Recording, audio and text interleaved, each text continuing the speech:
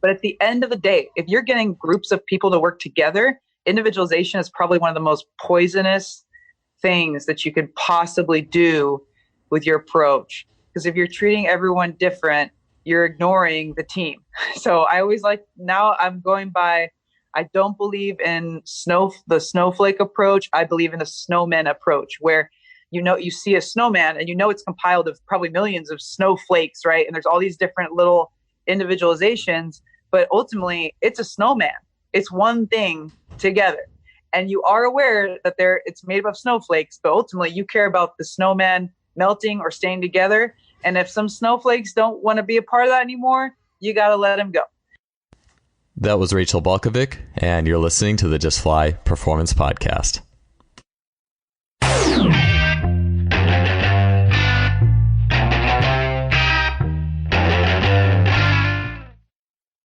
Today's episode is brought to you by our longtime sponsor, Simply Faster. There are a lot of sports technology companies out there, but Simply Faster is the only website you can go to that features an online store that covers the bandwidth of training technology, from force plates to timing systems to muscle stimulators and more.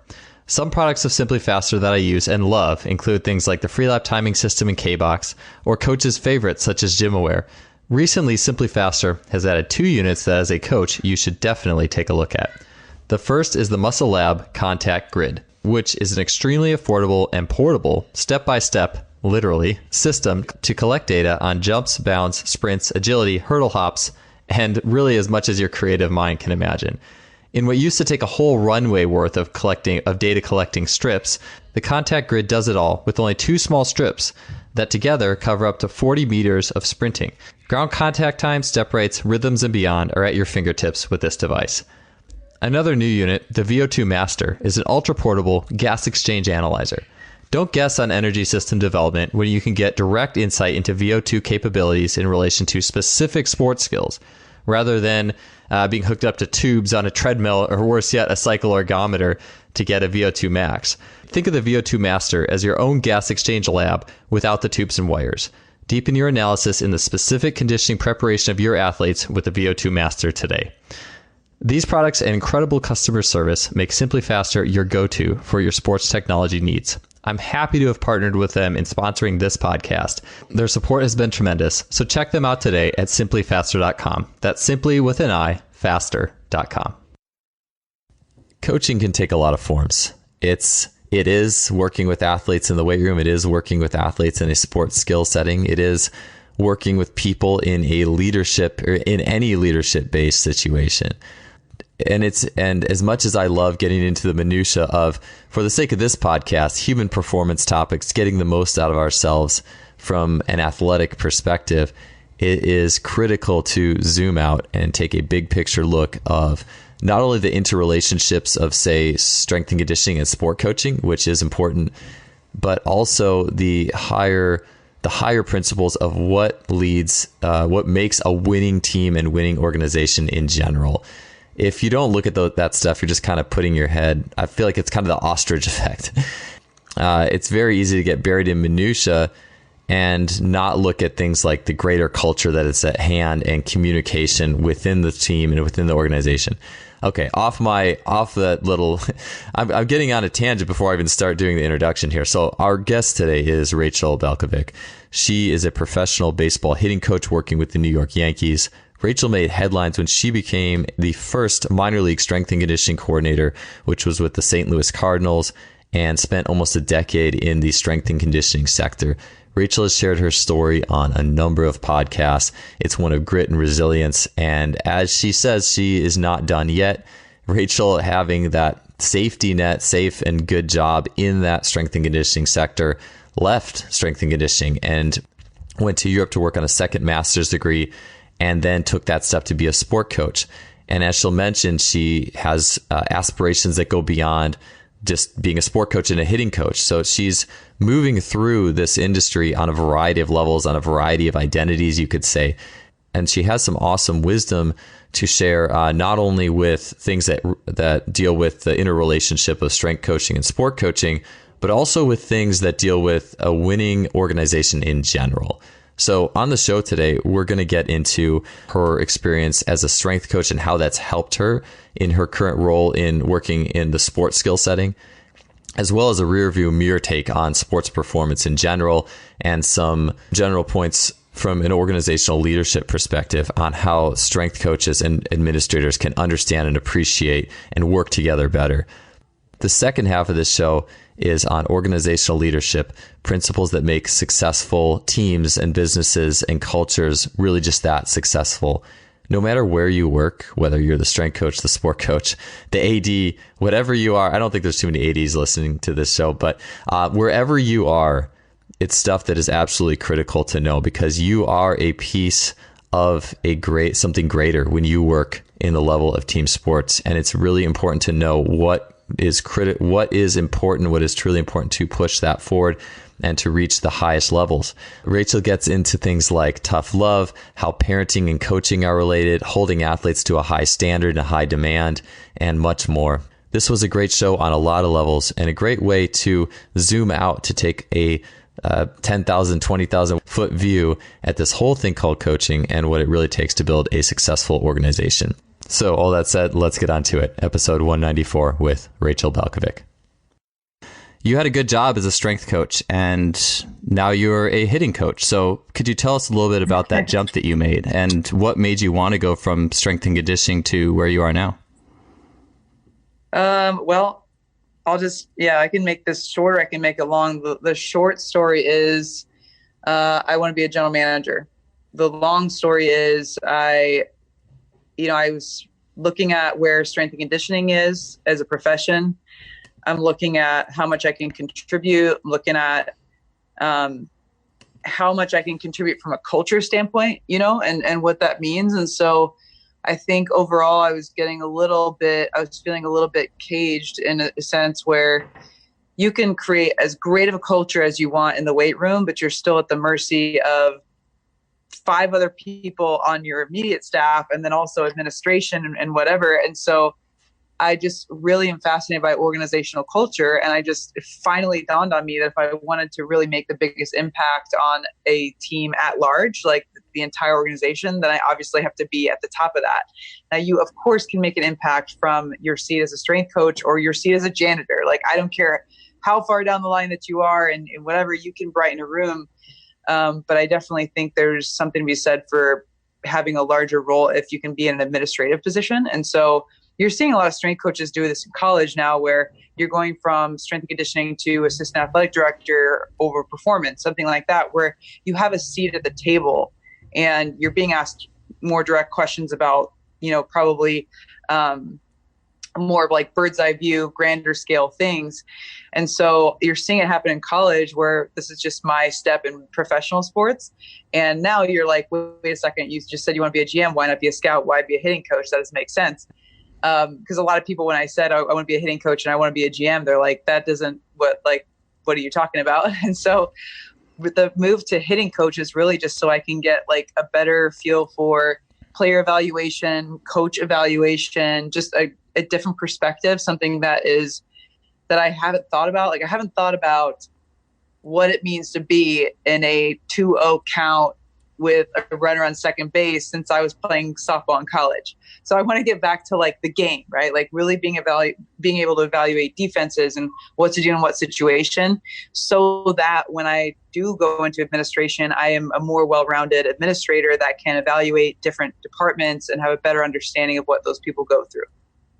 Yeah. That was a long answer. That's okay. No, it could have been a lot longer. I want to actually ask a question that I think maybe expands on that a little bit. And that's, back when you were an athlete, why did you decide to go to strength and conditioning versus, because you were a softball player yourself, right?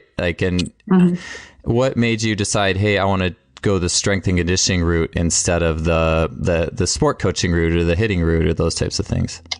I really took to the weight room because I had a very lackluster career on field, because I had the yips. I don't know if for people who don't know what that is, I mean, it's pretty common in like, golf, basketball, like these things happen. But in softball, I was a catcher and I basically more or less had extreme game anxiety and lost the ability to throw the ball back to the pitcher, which is like actually pretty common, and it's not an unknown thing in baseball and softball.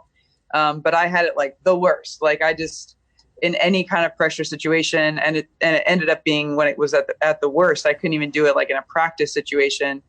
So I just, even though I was this like really physically capable athlete, I just could not put it together on the field.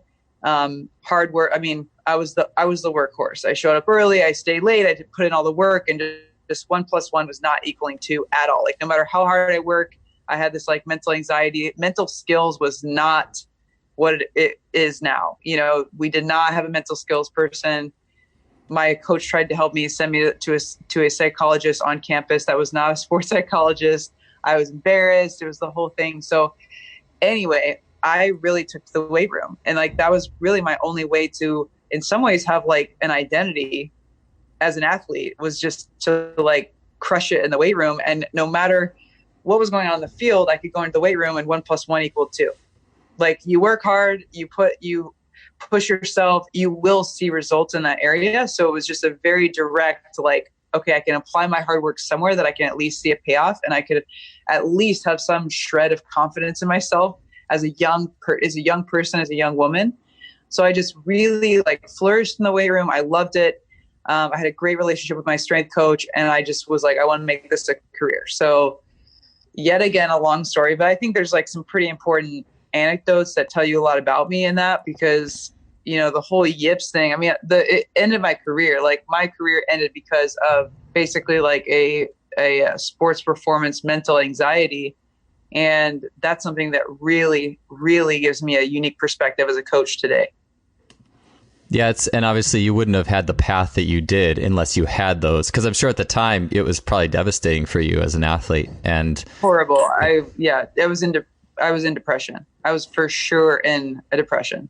It was horrible. Yeah, to me, it is always interesting. We get a fair amount of interns, and I've worked with a lot of interns, and I always ask them, what led you into this? And I feel like you get quite a few different answers. And I think that it's interesting. It is always interesting to hear where people come from in that regard. So, and once you, so what was your, and I'm sure too, like that whole process and the coaches you've had and how that impacted you, you've probably kept a lot of that. I mean, we wear a lot of hats as coaches, you know, even if you're, depending on what kind of team you work with, if it's a small school, you're probably the strength coach, the hitting coach, and the sports psychologist. You're all that in one, and the larger organization you get. But I think we always wear multiple hats, and I'm sure that's all. It sounds like you have like a big, a lot of really impactful things that have happened that have helped you on your way up the ladder through these different, I guess you could call them like different identities. I know you've talked about that before. Yeah. Oh man, I always like to say I'm a chameleon, and I mean, I resonate with I can relate to a lot of different people. I share really strange experiences with, you know, people that wouldn't think it. And, even like the line players in professional baseball, it's funny how on the outside we look like completely different human beings, and realistically, like I relate to them almost sometimes more than the American players at times, because I feel like they're almost ostracized or forgotten about sometimes. And I just relate to them as being like an outcast almost, or an underdog. And so I definitely think those experiences in college, you know, it's important to be successful in sports as a coach, but in some ways it's also important. Like I just view my massive failures as something that catapulted me as a coach and has made me very unique. And just the other day in my current job, the coaches were standing around. We were talking about this guy who seems as if he's dealing with a little bit of anxiety. Like he's just not able to put it together. He's not really like, it seems as if he's nervous.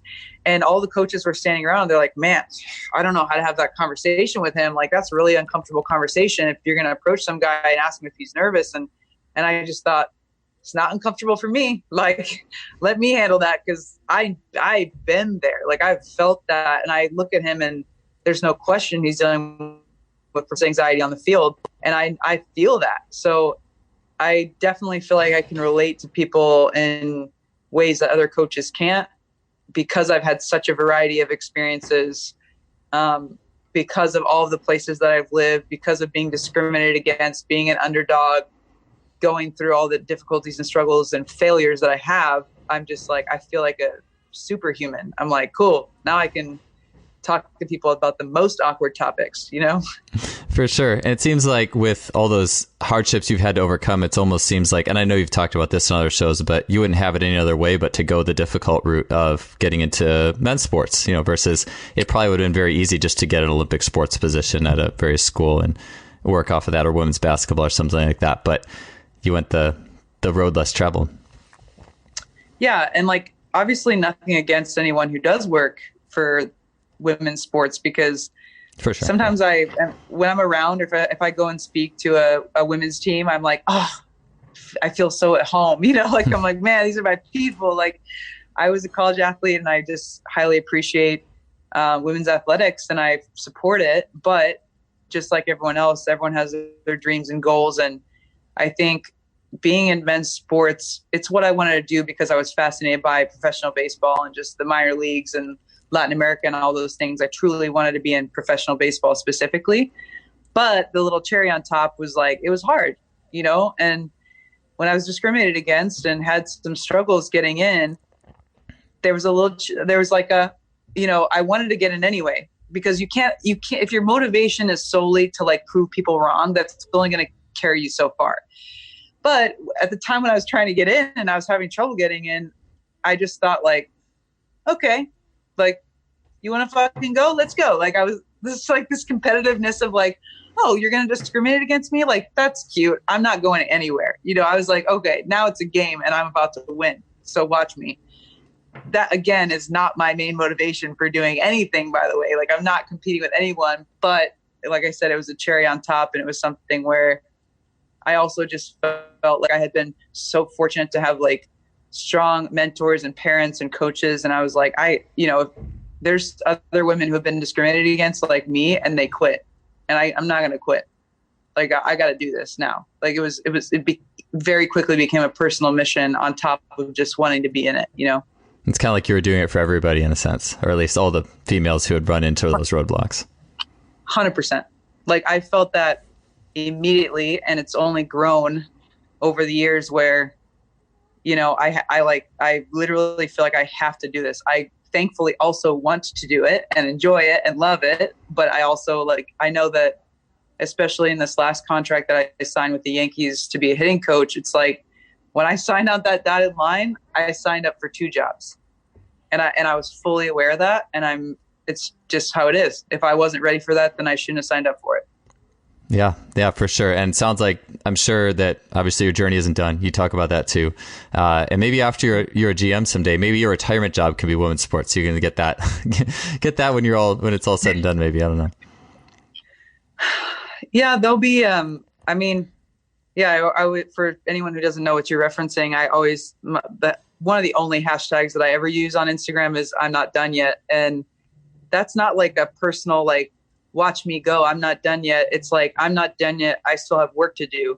I have work to do for myself to develop, but I also have work to do for others and for women. And like, we're not done yet. You know, it's like, oh, yay, like Yankees hired the first woman ever. But then meanwhile, right now, what's going on with like the U.S. women's soccer team and them battling for equal pay? Like, what the fuck? You know, we have work to do. And the hashtag I'm not done yet is like, it's not about me. It's not about, it could be easily misconstrued where you see me, I post lifting videos and oh, I'm not done yet, I'm going to lift more weight. It has nothing to do with that. It's very much a general, like, we've got work to do collectively. And I plan to, you know, keep that heavy on my heart as a responsibility. Yeah, I think the greater, especially with something like strength and conditioning that's so interdisciplinary, sometimes I think there's always a lot more there than just the nature of the job. And then, so I think it's really interesting, your experience in there, and then how you've grown out of it, or I shouldn't say grown out of it, but how you've grown through it and gone to the next level of things that you're headed. And so one thing I did want to say, and I did want to get a little bit into some of the insights that you have in regards to having been in the strength and conditioning world, and now you're the sport coach. So are you still, in terms of doing the strength and conditioning, then I'm I'm assuming you have someone who does that for you now. Like you are now just doing hitting and not doing strength and conditioning. Like, is that tough for you sometimes, or how is that going? You know what? It's not tough. It's not tough. I'm not trying to, I don't know if that's an expected answer or not, but it's not tough because my passion has always been coaching. And I don't resonate with like when coaches are like, man, I just love to sit down and like program for hours, and periodization just like gets me going. Like that's never been me, never, not once. I am fascinated by it and fascinated by the human body. I believe that it's important, obviously. And I just went back for a second master's degree in biomechanics and statistics. And I believe it to be hugely important, but my passion truthfully has always been like coaching and affecting human behavior and human development. And so being a hitting coach, like truthfully, is not that different for me personally, based off of how I view strength and conditioning. It's just coaching. Now I'm just coaching the body to do something else. That I was coaching the body to do squatting and lunging before, and now I'm coaching it to do something else, which by the way, I'm still coaching human movement. I'm still talking about hinge and rotation and thoracic mobility and, like the function of the foot and the hip. And I'm still talking about all those things. And now I'm just doing it in the batting cages instead of the weight room. And so for me, it's really not that big of a transition. Personally, I don't view it to be, obviously the world views it to be very different, but inside my head, it's pretty similar. Yeah, for sure. Do you find yourself, I guess it's hard to say because you haven't, I guess you weren't like a hitting coach and then a strength coach and then a hitting coach. So I don't know what like associative principles there are, but what I'm trying to say is, do you feel like there's things that you're taking with you out of the strength training realm that you are actively, like you did just kind of say it with the way you're coaching movement and things, but do you feel like it's easier to get to the root of some issues because like you might see strength deficits and say it's this, like, or does that play into it at all really in terms of how you're now working with the hitting? Yeah, absolutely. Isn't it it's like every like strength coach's dream, right, is to have a sport coach who used to be a strength, because then you're like, oh, like instead of me as a strength coach begging the hitting coach to be like, hey, this guy needs to put on 20 pounds if you want him to hit home runs, right? And like you're like trying to convince. Now I have the ability, which I have not done yet, but I will have the ability to, as I progress with the Yankees, I can look at a kid and go to the strength coach and go, look, this kid needs to put on 20 pounds. We're going to take away some time from in the cages, and you get to be a strength coach and like lift 4 times a week until this kid puts on 20 pounds of muscle. So it's excellent in that way. It's also excellent. And like, I take so much from my strength and conditioning background as far as like just watching a guy walk, seeing his posture, seeing his movement patterns, and understanding how that might affect his swing. And then being able, again, I'm still, at this moment, very new to the job, but I like am already watching these bodies walk around and go, okay, he's got excessive anterior tilt. Okay, his toes are pointed way the heck out. Okay, he looks like he probably has a little bit of a deficit in his posterior chain. Like he's super quad dominant, which who isn't? But it's like those things are hugely transferable. Also, fortunately for me, my boss, who's awesome, Dylan Lawson, he has a background in strength and conditioning, has a master's degree in kinesiology, and he's the hitting coordinator for the Yankees. So, which by the way is obviously part of the reason why he hired me, is because he sees huge value in understanding the human body. So he's, our methodology, he teaches the players about hip hinge. What does that mean? What does it look like in a swing? Why is it important? What about the load? How are we loading our hips? Like he's teaching those things that are right in my vocabulary already for the past 10 years. So it's been hugely important to have the mindset from a physical standpoint. And also some things that I think that probably are less obvious is like periodization. That's something that is just the most common thing ever in strength and conditioning, but in hitting or pitching or whatever, pitching is still, it's pretty common to have like pitch counts and stuff nowadays. But in hitting, it's really not. A guy could go in the cages and hit for, 6 hours, and they just, we just let them sometimes. And so being better at periodization and percentages and such. So if we're working on mechanics, that we like try to basically intentionally lower exit velocity, Or are we working on bat speed where we're intentionally trying to just go all out and take gorilla hacks and try to swing as hard as we can? Like, just the ideas of periodization, I think, are probably less thought about in that way, but that also has been hugely helpful to come from a strength and conditioning background to sport coaching. Yeah, as you were talking before, I was thinking I should make a list of like all the strength coaches who are now sport coaches, like, because they are popping up here and there. And it's like, I think that to improve any field, I think that someone has to almost come from outside the field, or at least just to get more ideas into the mix. So I think that's very important. With the periodization as well, just in your time so far, like, what if you're going through the course of a season and you're doing, I don't know very much. I quit baseball when I was 12, so I loved it. It was my favorite sport for 2 years, for sure. But so what would be a process then? If now you have this hat, you're not the strength coach anymore. Now you get to coach. You're like a higher in the totem pole of high performance. What are you looking at for a potential for how you might go through? Let's just say you have 3 months with somebody. Like, how are you looking at arranging that?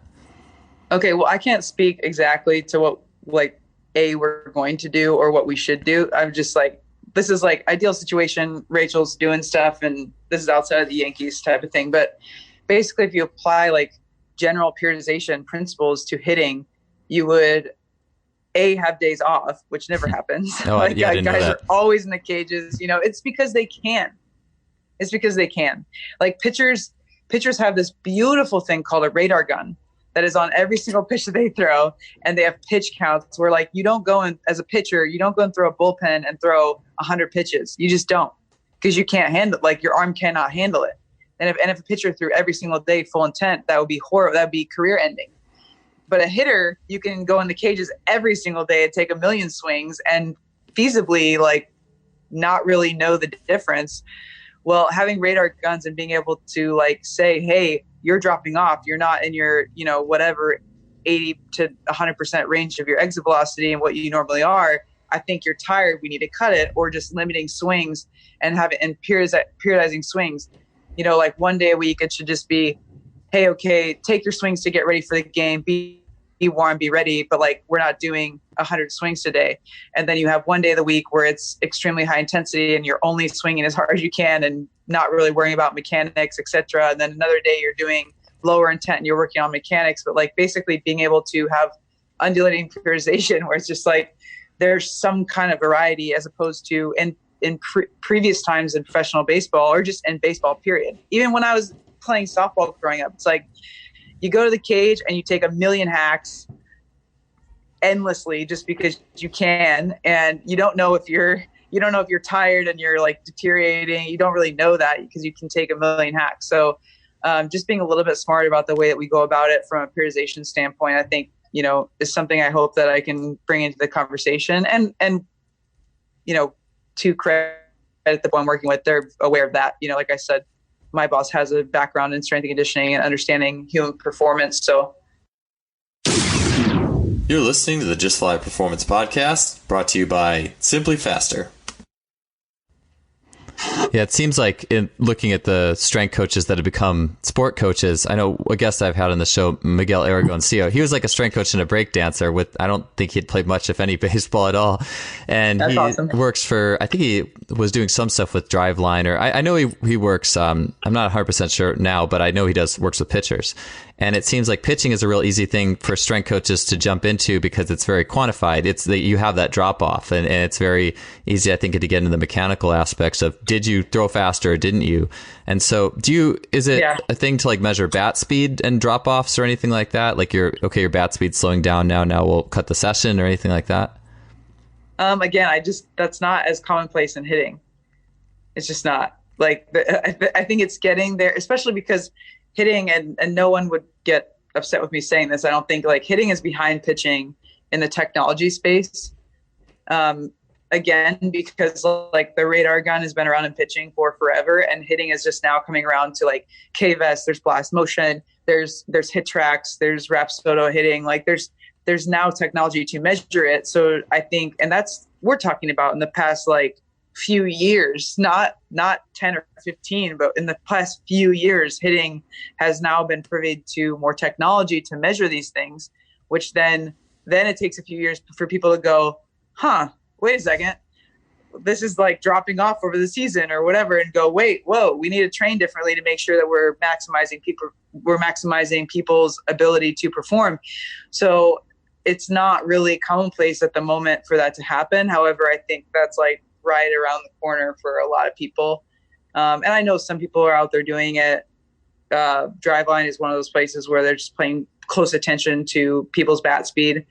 Like I was just at Driveline for 6 months, and they would be in a session and go, okay, like, dude, you're not even close to your peak bat speed anymore. So like, we're done, we're cutting it. It's not just like, it's not the old school, like one more coach and then 20 swings later, you're still there.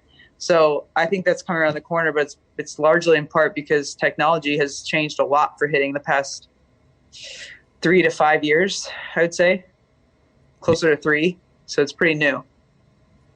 Yeah, it seems like 20 years ago, how would you do that? Like, there's probably not a whole lot of ways to even figure it out.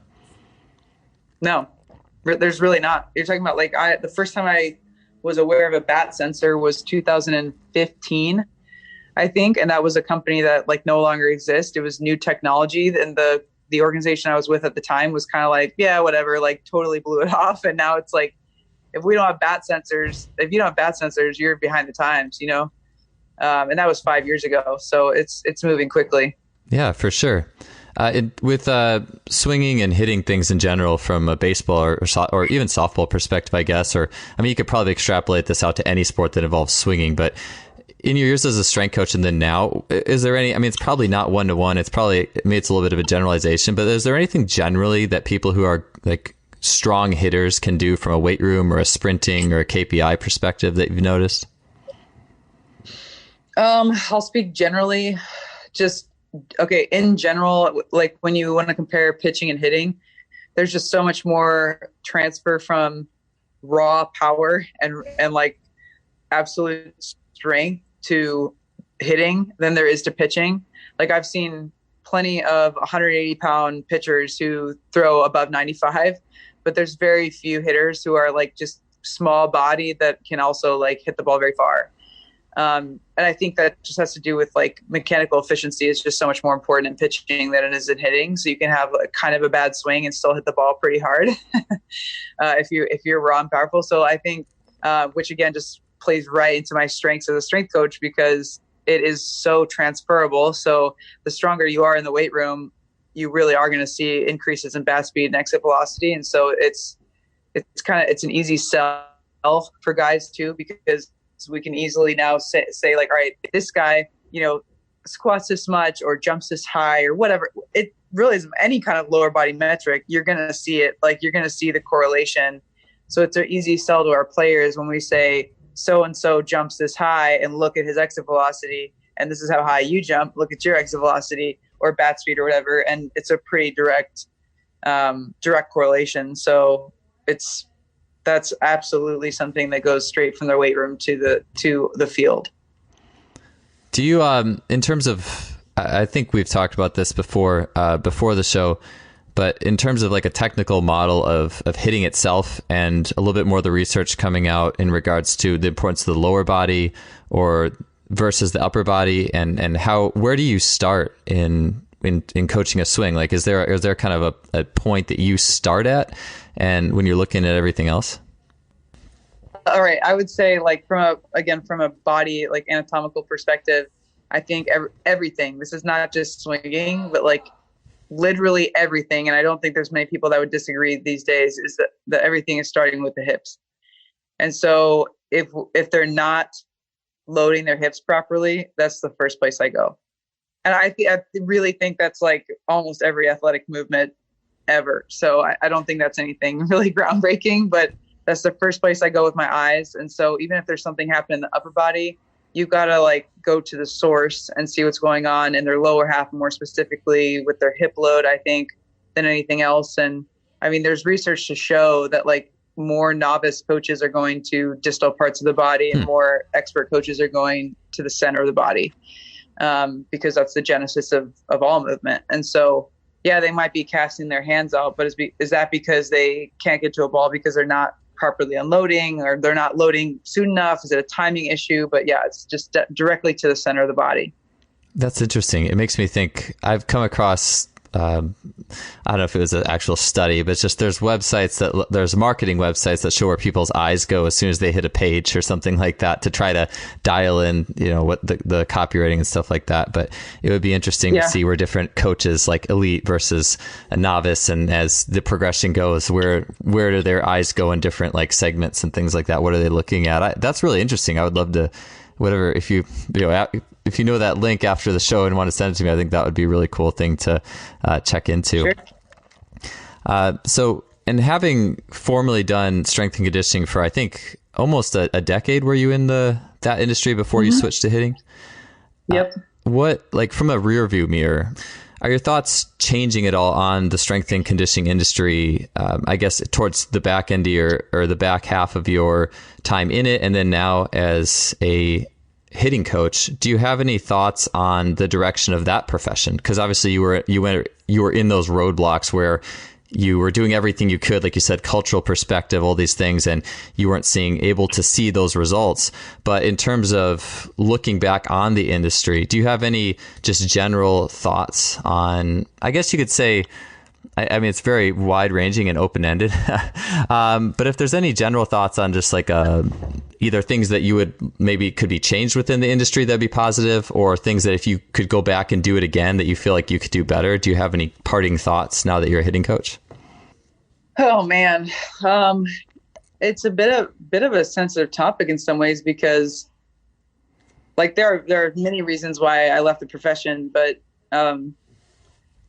I would say one thing is just like, I hear a lot of talk about, the suits, and there's a separation between the administration and strength and conditioning, especially strength and conditioning, because ultimately it's like, how much more different can you get? You've got an administrator that sits in an office with a suit and a tie and a whatever, and sits behind a computer, and they walk down the weight room and there's some jacked, bald dude with a beard screaming at the top of his lungs over loud rap music. And like, that person doesn't understand what you do.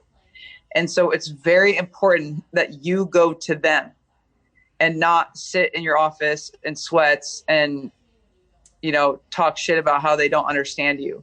Like, you have to go to them. You have to put on a suit and go into their office. You have to do it. Like I just laughed, and my whole career, fortunately, again, just through like certain mentors and people, and frankly, like administrators being open-minded to talking to me and strength and conditioning coaches. But I would jump into their meetings anytime I could. I would go and sit in hitting coaches meetings, pitching coaches meetings, mental skills meetings, front office meetings, whatever it was, anytime I could, even if that was once a month where I knew a meeting was happening. And they just, so often the strength coaches are left out, right? The strength and conditioning athletic training is just like left out. Like even the sport coaches, baseball, the hitting and pitching coaches, they would be involved in these, higher level meetings talking about higher level topics, and the sports performance people would be left out. And I would just force myself into those meetings. And again, thankfully I was let into those meetings, and very rarely did I even speak, but just the fact that I was there, everyone's like, what the hell's a strength coach doing here? But then they're like, oh, what's up, strength coach? What are you doing here? And I'm like, I'm curious. I got questions for you. When you said this, what did you mean about this? Like, showing FaceTime and going to them is more important than anything, I think, because again, like I said, they don't like strength and conditioning is so hard because most administrators have no idea about that realm. Most administrators know something about sport coaches. Like, I'll just speak specifically to professional baseball. They can read stats, they know numbers, especially in professional sports. They know numbers, so they can evaluate coaches and understand how a hitting department is doing based off of whatever whatever metric. There's a million metrics they can measure. With strength and conditioning, they don't get it. So all they see is, again, loud rap music, sweatpants, and like some dude screaming and whatever. And I love that culture and environment, but it's very misunderstood. Yeah. So that's a piece of advice, I guess. also another piece of advice is just like along that same thread, like sit at the table and get your voice heard and be a part of administration. And if you find yourself complaining about, oh, they don't get it, you either, it's like, can't beat them, join them. And that's how I feel, is that, again, my passion is coaching and human development, organizational culture, getting teams, groups of people to work together, and how that all goes down and what that means and what kind of standards you have to hold. And look, I just found myself bitching a lot. So it's either like you sit there and you complain, you don't do anything, or you make the change. And that's what I did. Yeah, it sounds like you really have a passion and insight for like the human side of this industry. And I think that that's something that we're always pushing towards, coaches kind of getting out of just being stuck in maybe just like periodization or organization or exercises, and expanding themselves into the more human side. And it certainly makes sense on an organizational level. I know some coaches, I'm not sure if I've had them on this show, but I know of a lot of strength coaches who talk about the difference between the people hiring the strength coach and the strength coach themselves. It's an ocean sometimes. And so that communication is, and so we understand each other is really important. It's a really good point. I know, so for coaching in general too, and this kind of, maybe this is a little bit of a transition in the chat, but this is something that I think is really important because, I mean, the human side is critical, right? And so what do you view as, I guess you could say, whether you're a strength coach or, I think this is probably most present in strength and conditioning, because I think that strength and conditioning, the way that we view it, it's almost maybe more from the realm of something that I don't think when people on the outside look at strength and conditioning, I don't think they look at periodization exercises. They kind of look at it as the heart of something. You know, it's like that heart of like working hard and things like that. And so what's your take on what a strength coach can offer from outside of that X's and O's perspective? I know you're just talking about a little bit in regards to, obviously there needs to be those communication lines put out, but in terms of making a real impact on athletes, what is the heart of a strength coach to you in terms of their impact on an athlete that goes beyond, I guess you could say, all the traditional exercises and programming and things like that? Well, what's wonderful about strength and conditioning is that it really is, like I was talking about earlier, it is 1 + 1 = 2. So if you are putting in the work, you're going to get better, period. Whereas unfortunately in sports, especially in a sport like baseball, you could have somebody who's extremely talented baseball player that didn't really work for it that much, that just was throwing 95 miles an hour at age 16, and that's going to get you really far, even if you didn't work for it, you know? So it like speaks to, I still, even though I've left the profession, as I go on in my career, I still will refer to the strength coach to ask about the character of the athletes, because somebody could be very successful on a baseball field and not work that hard. But in the weight room, you see people's true colors shine through. And that's also then, from a development standpoint, that's also a huge window of opportunity for development of like a growth mindset. So if you want to get results in the weight room, you must work. There's not much natural talent that goes into it besides, running fast or something, which is still a skill, by the way. So I think that's the most beautiful part about the weight room, is that you have to work for it. And so it's a beautiful teaching tool if you let it be. And it's a place to reward people for true effort, and not just like, oh, great, here's your player of the week accolade that you've gotten 6 times this year, even though you're not working that hard and you're just a naturally talented athlete in that specific skill. The weight room's not like that. Yeah, I agree completely. I think that is what we look at. Even the person who's not really inside of it or in sports, they look at the weight room. I think that subconsciously that's what it speaks to us. I really like that you were saying too, the idea of going to the strength coach for character versus the sport coach. Not that the sport coach couldn't tell you, but I think the strength coach it just comes with the territory. No, yeah, the sport coach is always like subject to, oh, this player does really well in the field, so I really like him or her. But the strength coach will tell you, like the strength coach knows who works hard and who doesn't. There's like really, it's very, very clear. I think it's a pretty good litmus test for character through the weight room, for sure. Yeah. In terms of coaching in general too. And so maybe, I'm not sure if this is another shift or maybe it's the same topic, but I think that like tough love would be a good word for it. As a strength coach too, and I mean, have you shifted in the way that do you feel like players expect to be treated differently at all, being a hitting coach versus a strength coach, or the way that you approach them, or the way you, how does that work with everything? Being a hitting coach, I'm sorry, all you strength coaches out there to say this, being a hitting coach is like the easiest. It's so easy compared to strength and conditioning in some ways, because every day for the past 10 years, basically, in the group of people that I've coached, it's like you're always asking people to do basically something that is very difficult for them, or they just flat out don't want to do. So like every day you've got to ask people to run hard and train hard, and it's just physically grueling. And sometimes, especially when they're there to play a sport, whether that's tennis or softball or baseball or whatever, they're there to play a sport. And some people just flat out do not like the weight room.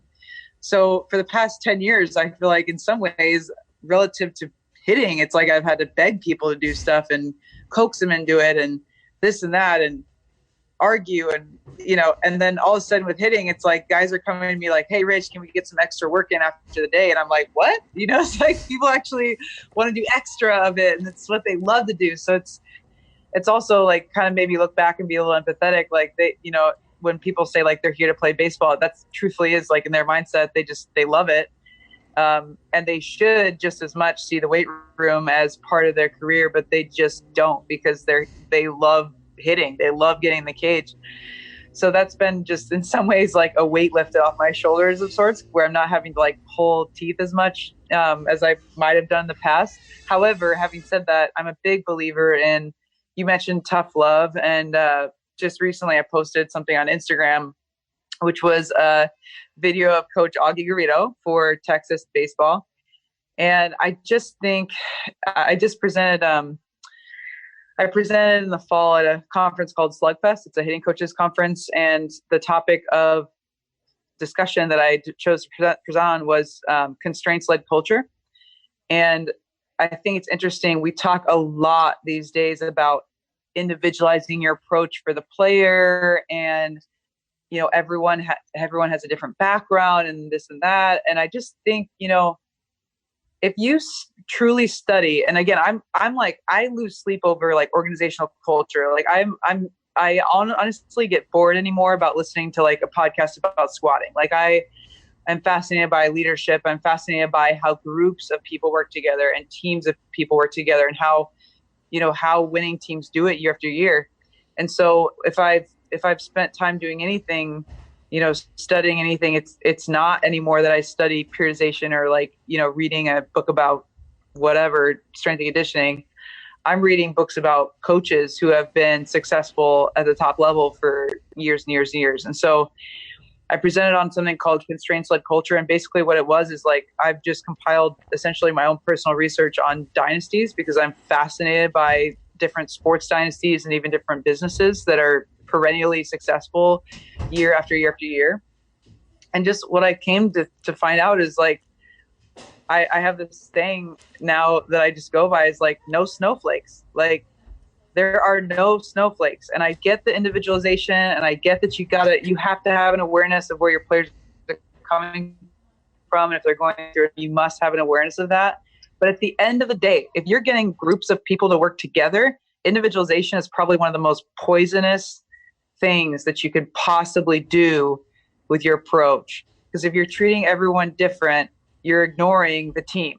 So I always now I'm going by, I don't believe in the snowflake approach. I believe in the snowman approach, where you see a snowman and it's compiled of probably millions of snowflakes, right? And there's all these different little individualizations, but ultimately it's a snowman. It's one thing together. And you are aware that it's made up of snowflakes, but ultimately you care about the snowman melting or staying together. And if some snowflakes don't want to be a part of that anymore, you got to let them go. And I have you study dynasties, and it's like, if you look at the most successful businesses and teams across all realms of business, there's not this happy, anyone can do what they want and everyone gets a voice and whatever. Like, it's not all sunshine and roses. And at some point, the standard has to be held. And one of the things that I brought up in that talk is like, there's a core dynasty concept, I call it, is you can't play with us. At some point, not everyone can survive. If everyone can survive in your culture and everyone's happy and everyone's getting a turn, that's high school. We're not in high school. We're not in middle school. That's time to have sports be for fun and community and learning how to work together. But if you're in it to fucking win, there's got to be some kind of standard that's held, and the standard has to be high. And that means if you are pushing people to the limits of their ability, a couple things are going to happen.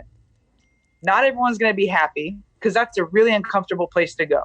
Number one. And number two is sometimes you might push them too far. And that's people don't like to hear, especially strength coaches, because injuries mean getting fired. But look, yeah, if that means physical injury, that is a part of working at the highest level. And you can say it's not, but it is. If you are truly and wholeheartedly pushing the limits of human performance, and you expect people not to break both mentally and physically, you're lying to yourself, and you're probably lying to the administrators just to keep your job. But if you are truly doing that, shit's going to go down, and it's not going to be comfortable, and not everyone's going to like it. Not everyone's going to be able to handle it. And that's just how it is. And so again, if you ask any coach, I'm talking about any coach, whether that's Pete Carroll, who everyone believes to be this like happy-go-lucky person who just loves everyone. And I'm sure he loves all of his players, but love doesn't mean that we let people slide and worry about their feelings and blah, blah, blah. And great, feelings are great, and they're so important. And again, you should have a pulse on what's going on with people. But at the end of the day, look, if you're going through something, and I'm saying this as someone who was going through something. I was in depression. I was not good for the team. If you're going through something and you can't handle it, then you can't handle it. But the team, the snowman, must survive, even if some snowflakes melt away. That was a really long answer. Did I even answer what you asked? I'm not sure. I don't know either, but it was a good answer. I do want to come back to the Texas baseball coach a little bit, because I know you had mentioned that, and that was something I saw and I really liked. What you were saying though, I look at the reasons that I'm a strength coach right now, because I was a track coach for 6 years. And was then I went reverse. I was reversing you. But I had to go through, I shouldn't say had. I've gone through the time as a strength coach because I didn't have that organizational ability. I've always been good at the programming and all those elements. Like, I've loved that stuff since I was way too young to even say, because people think I'm a huge nerd. Like, oh, you cared about periodization when you were 15, like dork, but I knew that stuff. And to me, I'm doing this now because this is something that I need to do to grow and fulfill this end of my coaching, of who I am. So I completely agree with you. It makes me think too of, even the military, right? Like, people have mixed opinions on SEAL training and athletes. Like, okay, is it, specific context, blah, blah, blah. But I mean, there's no doubt that if you who's going to go to boot camp? Is the drill sergeant going to be like, oh, I'm going to leave you alone, cause you're special or whatever. You know what I'm saying? Like, you can't, can you imagine? That would never happen. I asked the question, and I think that it's lost. It's lost in many arenas because it's at any level where it doesn't matter if you win. So if you are, and no offense, I'm not meaning this to offend, because there are excellent programs everywhere. And there are even cutthroat programs at every level, whether that's high school, college, NAI, whatever. But let me just ask this question, and I want the listeners to think about it. If your job depended on winning or losing, how would you do it differently every single day? So Nick Saban loses 2 games and he could be out of a job. 2 games, 1 game even. That is if you had to win for your job, how would you do it differently? Now let's go to the military. If you had to be successful to save someone's life, how would you do it differently? As a drill sergeant, as you said, the military is a beautiful example of no snowflakes. I don't give a fuck what you're going through. You got to save someone's life. So you either put that aside for the moment And it's not that it's not important, but in the moment, the team is what matters, because we got to save someone's life, right? So in the team, and it's right, we're not saving lives in sports, but in team context, it's like, look, you're going through something with your girlfriend, you're going through something at home. It's not that that's not important, but right now, the team is the most important thing. So you got to find a way to put that aside. And that is a principle that will stay with you for the rest of your fucking life. You're going to work every day. Do the clients care that you're having a fight with your wife? No, you got to put it aside, because at that moment, you're a team of where you are, right? Then you go home and you're with a different team, and you got to put your work aside. You have to be able to compartmentalize and to understand, like, to not let emotions cross over. That is a principle of life. To be able, when you're going through something difficult, to not suppress it, not ignore it, not, like, it's a fine line. I'm not trying to tell anyone to like suppress their sadness, acknowledge it, but you still got to put one foot in for the other and take care of the team, whatever team that is. If that's your family, or if that's your actual sport team, or if that's your colleagues or whatever. And again, if you can't find a way to do that, then you should go to a lower level of athletics where it doesn't matter if you win and you're going to get equal playing time or whatever. Like, that's fine. But if winning is your job, then you better be able to swallow some stuff, or if lives are on the line, the military doesn't give a shit if you had a bad day. Your focus is on the team. Your own personal interests are aside. That's a beautiful, I think that's very positive. That's a beautiful thing when your own personal interests and personal happenings are put to the side for the sake of a group effort. That's beautiful. That's not bad. And again, it's not that you ignore it. It's just that certain times the group is way more important than the individual.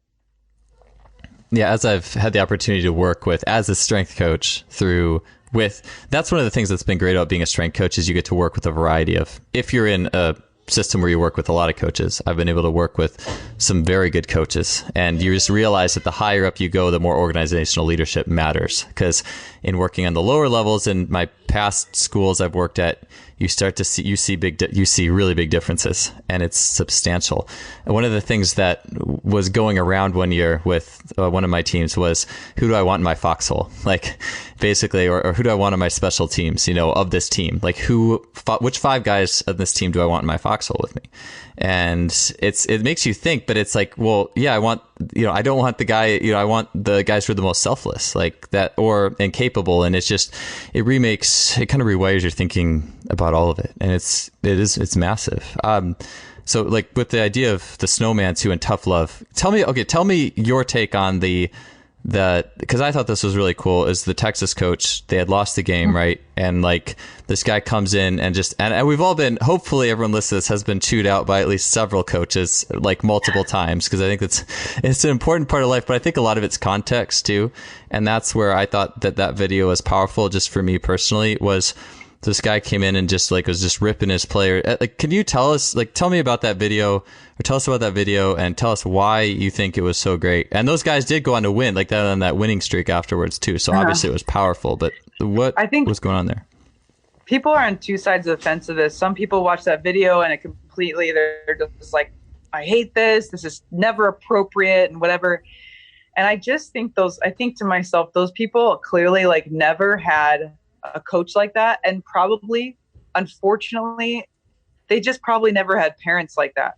Like my parents, I mean, and I obviously like I'm to one extreme, but I'm telling you right now, I would not be sitting here having this conversation with you. I would not have made history 2 times in my life. I would not have been able to handle the shit that's gone on in my career if I hadn't had parents and early coaches, men, by the way, that were hard as shit on me. Like so hard on me. But at the same time, I feel sorry for those people who look at that video and say, I can't believe this is a travesty and no child should ever. I feel sorry for them, because it's clear that probably what happened is they probably had a coach who like didn't communicate that they also loved them, because there is a wrong and a right way to do that. And I have had a coach that it went horribly wrong. I didn't respond well to it, but that's been one person out of many mentors and coaches who have been extremely hard on me. And I'm talking about when I was 16, I had a softball coach that would rip us a new one and it was all effort based, right? It was not like, oh, you suck at softball and you suck at lot. None of that stuff, but it was all effort based. If we weren't doing the right things and working hard and having good character on the field, it was those things that he would rip us for. But in the same breath, in the same day, put his arm around us and go, hey, I believe in you. I know you can do this. You're prepared for this. You're great. Like, in the same breath, be able to communicate both extremely high standards of performance and also extremely high support, which is, by the way, a research concept. This is not my opinion. Angela Duckworth wrote the book Grit. It's a very popular book now, but she also has done decades of research in this area. And she outlined something called wise parenting. It's basically a very simple diagram. And you've got in one corner, it's like supporting versus demanding. So you've got, for example, a high support, low demanding parent would be a person who says, oh, honey, you can do whatever you want. You're a special snowflake and I support everything. And I'm not going to put any kind of standards on you. And well, you signed up for the soccer team, but, oh, you want to quit? Okay, that's your decision. That's a high support and low demand parent. A parent that is high demand and high support is somebody who says, you know what, I really support your decision, but my standards for you is that you're going to stick out this season of soccer, even though you hate the team, you hate the coaching, you hate your teammates. You're going to figure out a way to get through it. And at the end of the season, you can quit. But my standard for you is that you're going to stick this out. So somebody who holds a high standard, but at the same time says, you know what, I do support you. No matter what you want to do, I support you as long as you're holding this level of standard, whatever that is you set. And that is a research concept. This is not my opinion. So the best parents, and she talks about educators, parents, and coaches as being basically the same people, which they are. So if you're a teacher, you have high demands, high support, coach, parent, whatever, it doesn't matter. Anyone who's in charge of basically rearing a child in some way, that is the model of how you develop a gritty person. And thank God, I don't even say lucky very often, but I got lucky to have parents who just nailed it. Like, reading the book Grit was like literally reading a book about my parents. So they nailed the high demand, high support parenting. I had a couple of early coaches that did the same thing, extremely high standards for us as young women. Maybe not fly today with the tactics they used, but I'm glad they were allowed to do it. And that's just what I see. And when I posted that video about the Texas coach, that's what I see in him as well, is he was holding young men to an extremely high standard. And in the video, he says, my favorite line is, don't you get it? This is about life. This isn't about baseball. It's about life. That's like my favorite line. Taken out of context, going back to what you said, and I'm rambling on, but I hope this is valuable. Talking about context, in my personal post about that video, what I said that's very important, those young men that are sitting in that locker room would not have even made it to that point where they had the privilege of getting yelled at by Augie Garrido if they weren't prepared to handle it. They probably had parents themselves and early mentors and coaches that even earned them a seat in that locker room to get the privilege of getting yelled at by Augie Garrido. So it's pretty clear to me that probably those young men in that room could probably handle that based off of their previous experiences with previous coaches. Unfortunately, nowadays, that's not as accepted. But to be honest with you, I saw that video and I just flashed back to like plenty of times that was me sitting in that chair, and I had no problem responding well to that because my parents had already, there was no out for me. If I was going to go home and complain to my parents about a coach getting on me for not seeing the bunt signal or doing something lazy on the field or, throwing my helmet, like, I wasn't getting any sympathy from my parents. None. That's how they raised me. So that video out of context, yes, you would be like, why, what's wrong? But I know exactly what's going on in that locker room because I've already been there. And they earned a right to be held. It is a privilege to be held to that high of standard. Yeah, I love that. I was on a podcast. My friend and colleague, Dr. Tommy John, down in San Diego. And one of the questions he asked me, we were talking about, was what are the best coaches you've had in your life? And it's not the coaches who are the easiest on you. Sometimes there's some who played a different role, you know, but like, I mean, I was different than you in that I love my parents, but they were high support, low demand. And I didn't get shit together in my life till I was 27, 28. It took me a little while. But one of my coaches who had the biggest demand on me was my JV basketball coach. And he was the first person to have a demand on me. Like, I don't think I'd ever been asked too much since then. And it was actually such a blessing because I remember my freshman year of basketball, I was actually looking at making varsity.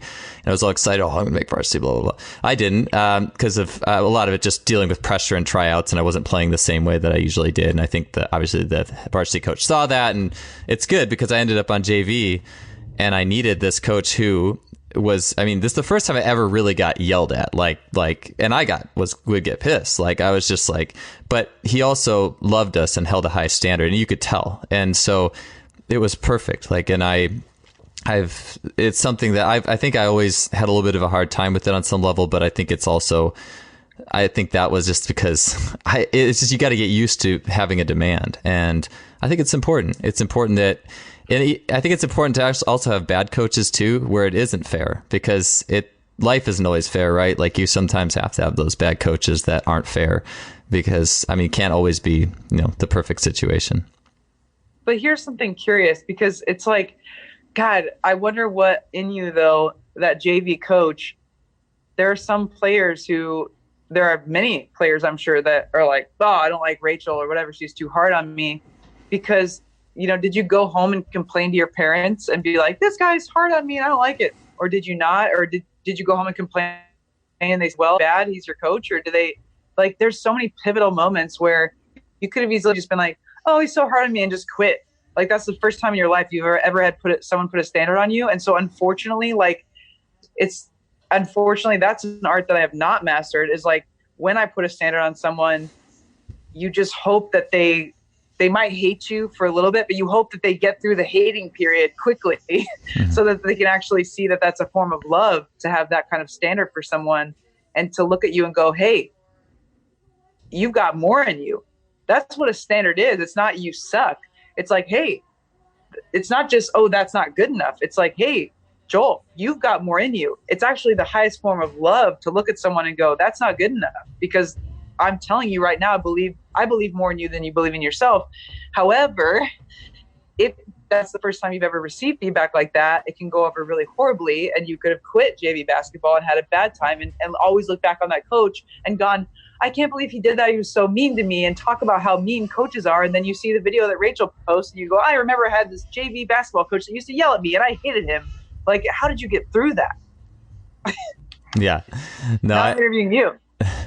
Yeah, no, it's a good question. Well, I mean, I don't, if you get me started, I will start rambling about my childhood experiences, but I'll just say, like, my response personally was just, as you're talking, I realized this, like, I think how we coach is a product of, I mean, I think we all kind of know, hopefully, how we need to coach. The question is can you? Because I think if you weren't raised a certain way, and if you haven't dealt with childhood issues, and if I think there's self-love issues, and there's a lot of issues going on. And if you haven't dealt with those, I think it's extremely hard to go to an athlete and hold that standard if you don't hold it on yourself. And I think that we talk a lot about this stuff in the world of coaching, especially strength and conditioning, because it's at the forefront of strength and conditioning. And it's any coaching job. And the higher up you go, the more important it is, like you said. But going back to my JV coach too, though, I would just get mad. Like, I would just get mad. I'd never complain to my parents about anything. I mean, for me, my life has been more or less just do it. Like, I have a ton of drive, and I'll just figure it out. But I think I've shoved down a lot of scar tissue along the way in that aftermath, you know, just basically putting my head down and just making it happen. And so my 30s has basically been unpacking a lot of that to help myself be a better coach, if that makes sense. Because I've been yelled at definitely unfairly. I've had a lot of bad, like, I loved actually, even the yelled at me, I'd be mad at him for like an hour or a few minutes. And then I'd be okay. And I'd be like, okay, this is good. Because he had support for you. And you knew he had support. So I've had coaches who weren't that way though, you know, like, and those, I relied on the coaches for the demand. But I think that you really, I think that we can really get into the nuances of personality and being raised and raising toddlers. Myself, I realize there's a lot that goes on between raising toddlers and raising athletes. And anyways, it all comes together. I'm actually really enjoy talking about this stuff because I think this is the first show I've really been able to dig into this. So I'm glad that. Yeah, it's the same thing. Like, people, and again, people don't like that either. It's like, they're kids, and even if they're not truly kids like toddlers, they're just learning. They're learning, and sometimes they're operating off of the emotional maturity level of a toddler. And that is not, I'm not trying to be just, rude or funny. I'm just saying, like, some people, it's motivation. Are they motivated by consequences? Are they motivated by teamwork? Like, what are they motivated by? And most of the time, if you're working with a young, especially in my field, I work with a lot of young Latin American men, and they're coming from very diverse economic backgrounds, very diverse educational backgrounds that look nothing like their American college graduate counterparts.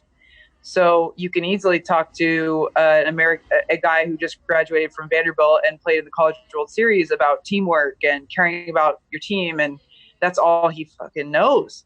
But these Latin American players, before they get signed to play professional baseball, it's likely that they have not played on a team ever. Like, could you imagine that? We've played on teams since we were 5 in America, but they probably just played like backyard baseball.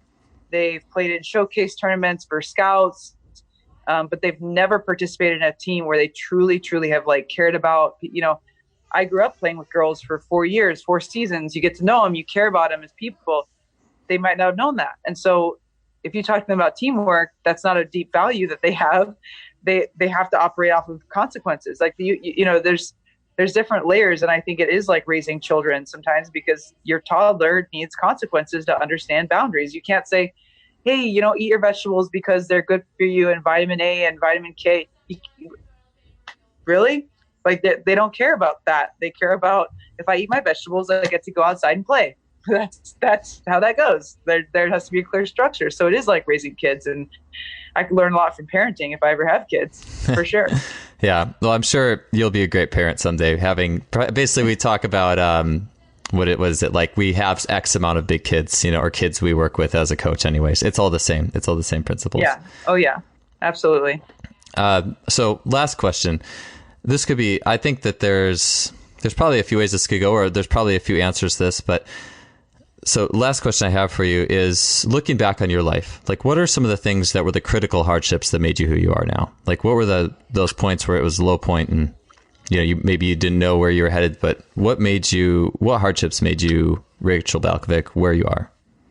I mean, for sure, I already mentioned, but going through the yips and when I say depression, and I have no problem talking about this, I think it should be talked about more, but again, mental skills, by the way, didn't exist. So I didn't even know what was going on with me, but I was literally just like, I would just cry every day. I would be like crying in my room. And it was like, I, at the time, associated that with like, okay, I wasn't playing or whatever, but it was just, I was going through a depression. So losing my identity as an athlete, where basically within a matter of a couple months, for all of my life had thrown a softball without even thinking about it. And then all of a sudden I could no longer throw a softball. Like, it fell out of my head. And so you talk about having an identity crisis. Many athletes deal with that as they're exiting a sport, but I was still in the sport. I was at a Division I college. I was supposed to be a starting catcher as a freshman. And all of a sudden I could not throw a ball back to the pitcher. Like, the most simple thing ever. Complete identity loss, complete loss of confidence. And like I already talked about it, it just has in some ways shaped me as a coach, and I see things through a very different lens. So that for sure. And then also just the whole pretty treacherous, pretty like tough time getting into baseball, being blatantly discriminated against. I've told the story a million times, so I'm not going to tell the whole thing here, but so much so that I was so desperate that I changed my name on my resume to make myself look like a guy. And that worked, by the way. If you want to hear the story, it's on a million other podcasts. But just having to fight for something, and also like, yet again, an identity. I talk about identity all the time. It's so important. But I had been at that point, so this is 2013, I had done like 6 internships. You know, I had EXOS on there. I had Arizona State. I was a graduate assistant at LSU. Strength and conditioning is great strength and conditioning background in that regard. I had already traveled abroad and worked in the Dominican Republic. I was partially bilingual. I had done an internship for the St. Louis Cardinals. And then I was told that I wasn't going to be hired because I was a woman. And that was by a multitude of teams that denied me that, opportunity because of my gender. And so I had to go from like, okay, I had just worked for LSU and the St. Louis Cardinals, and then I had to go be a waitress and work at Lululemon to like make money to support my unpaid internship at Arizona State that I had to do because I was discriminated against. Like, that was a rough year, and I just had to again learn how to value myself, even though my identity, like, I felt as if I had lost my identity. Like, I was a strength and conditioning coach and I was waiting tables. And so that whole idea of just, being able to have value in yourself and self-confidence, no matter what hat you're wearing at the time. And it's really dangerous when you get yourself wrapped up into your identity as in a logo or a job, when those things can be taken from you. So I think those times for sure are two periods in my life that have greatly shaped me, and I'm thankful for them, 100% thankful. Yeah, I guess it'd be very cliche to say our hardships shape who we are, or the valley creates the mountain, right? But you've certainly been through a lot. 100% true. And I think that once you go through a couple of things like that, I can remember even in that year when I was sitting out a season of baseball, I can remember thinking to myself, like, honest to God, because I'm a huge visualization, manifesting, like, law of attraction person. I was like, this shit's going in a movie someday. Like, I was worried. It was a tough time, and I was plenty of tears shed and plenty of confusion, plenty of worry. I was so desperate. I changed my name on my resume. Like, there was dark times, but I started thinking, like, this is only going to make a really wonderful story for Joel's podcast someday. Awesome. And here we are. Fantastic. And here we are. I manifested that. Hey, I'm happy to be the recipient of your manifestation here. So maybe I was manifesting that, when I started this too, to eventually have you on. And so there you go. It's been great talking to you today. Before we go, Rachel, could you, I think there's something you've been working on recently that you'd like to share. So could you tell us about that before we end our time? Yeah. So, recent times we've got a little thing called the coronavirus going around, and, it's just been weighing on me the past few days where, currently MLB is on a break and I'm off of work, but I'm not out of work, and I have a contract, and I think, God or the universe that I do, but there are so many people that don't. So I'm starting a GoFundMe as of tonight that will be available on my Instagram page that you can go and donate to. And just weekly, I'm going to give to probably a different cause each week. The first cause I'm going to give to is just supporting kids who are now out of school and maybe not able to get meals that they would have had provided by public schools. So there are some organizations out there that are helping in that way. There's so many people that need help right now. I'm going to pledge $5 a day that I'm off of work from Major League Baseball.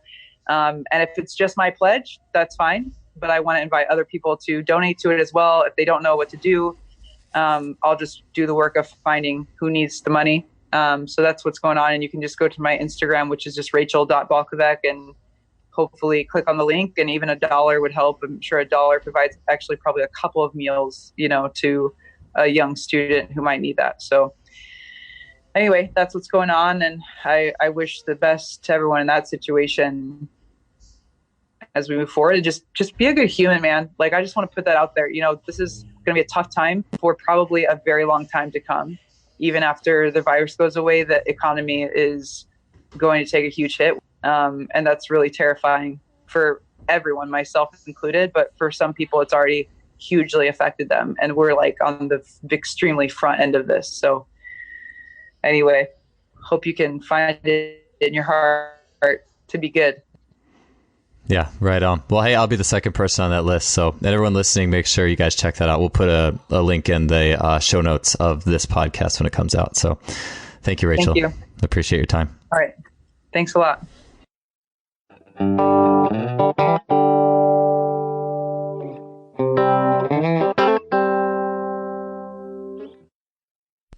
That does it for episode 194. Thanks for being here with us. And yeah, definitely go visit Rachel's GoFundMe page. The link is in the show notes of this episode on justflysports.com. So I'd strongly encourage you to go make a contribution to that.